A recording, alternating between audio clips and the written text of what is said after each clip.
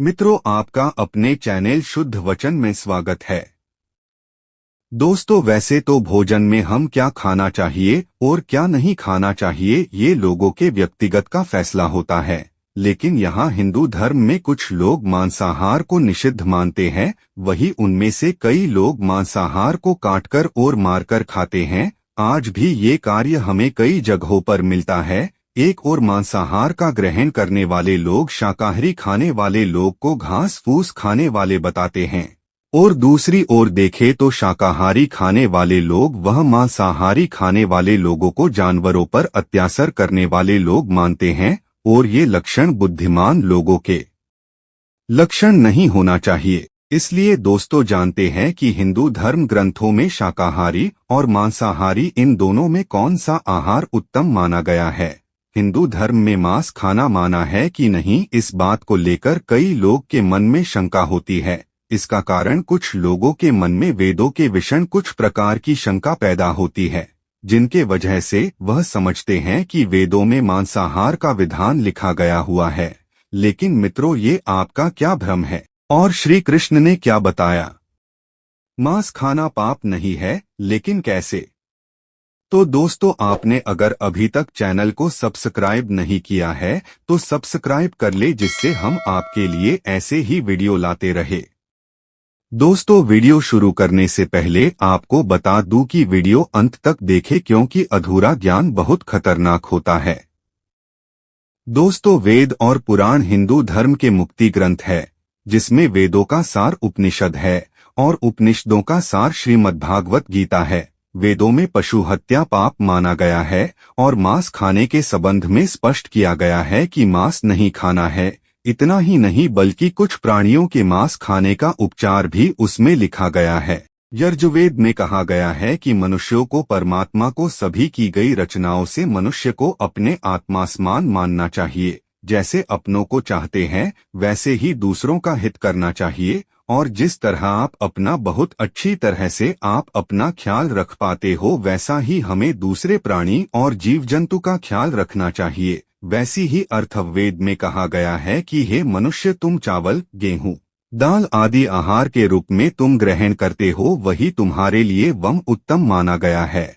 तुम कभी भी नर या प्राणी का हिंसा मत करो। वही बात ऋग्वेद में बताया गया है कि गाय जगत की माता है और उनकी रक्षा करने की ही समाज की उन्नति है।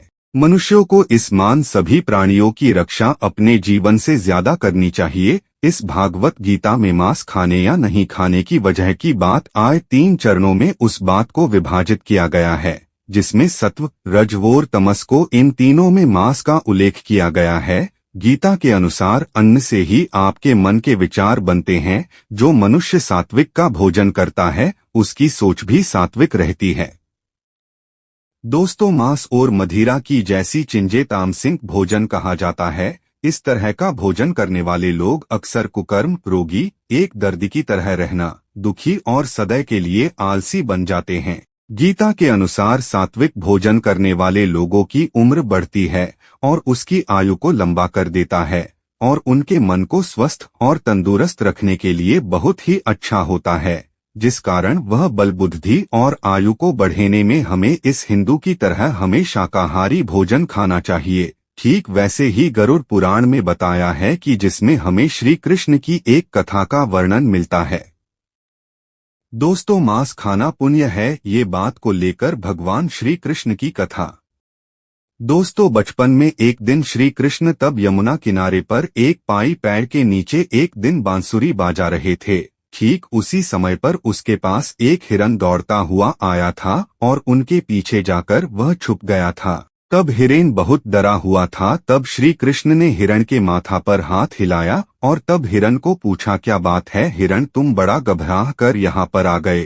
तभी वहाँ पर एक शिकारी आ गया। तब शिकारी बोला कि ये मेरा शिकार है, तुम मुझे दे दो। तब भगवान श्री कृष्ण बोले कि हर जीवित प्राणी पर सबसे पहले उनका हक होता है, न कि किसी और का हक होता है। ये बात सुनकर शिकारी को बड़ा ही क्रोध आ गया था।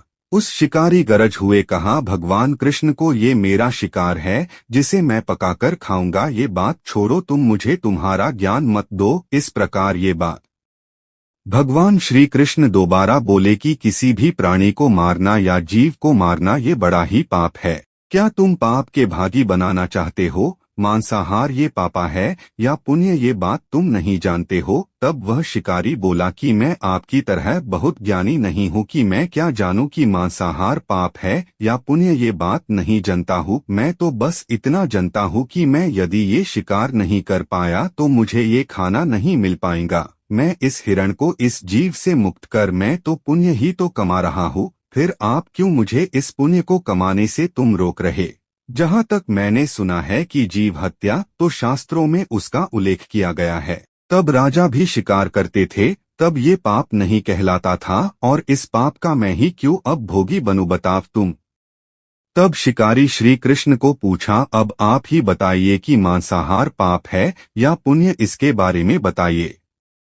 तब शिकारी की बात सुनकर भगवान श्री कृष्ण को लगा कि ये शिकारी मांसाहार खाकर अपनी बुद्धि नष्ट कर बैठा है। इसके अंदर सोचने और विचार करने वाले भी विचार उसके अंदर नहीं, बल्कि ये बात को पूरा ही समझता ही नहीं है। इसलिए इस शिकारी की ये बात बहुत अच्छी तरह से समझाई। तब भगवान श्री कृष्ण को एक कथा सुनते हैं कि एक बार मगध में अकाल के वजह से खेतों में अन्न का उत्पादन कम हो गया था। तब वहां के राजा को बहुत चिंता करने लगे और मन में ही मन में सोचते रहे कि इस समस्या का निदान योगी रीत से नहीं हुआ है तो ये कोठार के बहरे हुए अनाज भी कम हो जाएगा और इसके बाद संकट और भी संकट बढ़ जाएगा। इस समस्या का हल करने के लिए राजा ने मंत्री एवं सभी राजदरबारी और मंत्रिपरिषद सभी को राजदरबार में बुलाया और ये बात सभी को पूछा कि इस राज्य में इस भूखमरी की समस्या का इलाज करने के लिए हम क्या करें। ये बात सुनकर सभी मंत्रीगण सोचते रहे। यदि चावल गेहूं को उगाने के लिए हमें बहुत ही श्रम करना पड़ता है और उसमें भी समय काफी ज्यादा लगता है, ऐसे में राजा कोई भी सस्ता नहीं हो सकता है। तभी शिकार करने वाले एक मंत्री ने खड़े होकर कहा कि करने वाले महाराज ने कहा कि सबसे आसान तरीका मांसाहारी है, ये धन को भी खर्चा नहीं करता है और आपका समय भी बर्बाद नहीं होगा। इस बात को लेकर सबका समर्थन मिलता है। तब राजा वहां पर शांत होकर सबकी ओर देखते हैं और उसके बाद मंत्रिपद ने कहा कि मैं ये बात नहीं मानता हूँ कि मांस ये सबसे सस्ता पदार्थ है, ये नहीं मानता हूँ, फिर भी मैं इस विषय पर न्याय आपको कल ये बात देता हूँ। प्रधानमंत्री जब उस मांसाहार हर के घर जाकर पूछूंगा और उनसे कहा कि संध्या को महाराज बीमार हो गए, उनकी हालत बहुत ही खराब हो गई है। तब वैद्य ने कहा कि तब कुछ शक्तिशाली प्राणी का मांस यदि मिल जाए तो वह जल्दी ही ठीक हो जाते हैं। तब उसने कहा कि आप मेरे पास आप सब कुछ मांग सकते हो। तब शिकारी ने कहा कि मैं तुम्हारा हृदय निकालकर मैं राजा को दे देता हूँ। तब वह उदास हो गया। तब वह राजा को उस मांस को खिलाया और तभी राजा ठीक हो गए। इस कारण वह सब खुश हो गए, जिस कारण वह शिकारी को अंदर ही बड़ा प्रभाव लगा और कहने लगा मैं अभी मांस खाना छोड़ दूंगा। तो मित्रों, आप इस कथा को जानने के बाद आप पर निर्भर करता है कि आप कौन सा आहार ग्रहण करना चाहते हैं और कौन सा नहीं। इस बात को लेकर विज्ञान भी प्रमाणित कर चुका है कि हमारे शरीर के लिए हमें मांसाहार की अपेक्षा से में शाकाहार भोजन खाना चाहिए। आप वैज्ञानिकों की माने तो आप शाकाहारी भोजन खाने से हमारे शरीर के अंदर बहुत प्रकार शक्ति और मजबूत बनाता है, हमारा पाचनतंत्र और हमारी बुद्धि को बढ़ाने में काम करता है। लेकिन कुछ ग्रंथों के अनुसार मांसाहार को बड़ा ही उत्तम माना गया है। जिन जीवों को आप मारकर खा रहे हो उन्हें अपने प्राण बचाने के लिए अवसर भी नहीं मिलता है। जिस तरह हम प्राणियों का शिकार करते हैं तो हमें इस जन्म क्या दूसरे जन्म हमें ये मनुष्य का अवतार नहीं मिलता। तो मित्रों, हम उम्मीद करता हूँ आपके कई भ्रम टूट गए होंगे। तो दोस्तों, वीडियो कैसा लगा कमेंट में जरूर बताएं। मिलते हैं अगले वीडियो में, तब के लिए आप सभी को राम राम।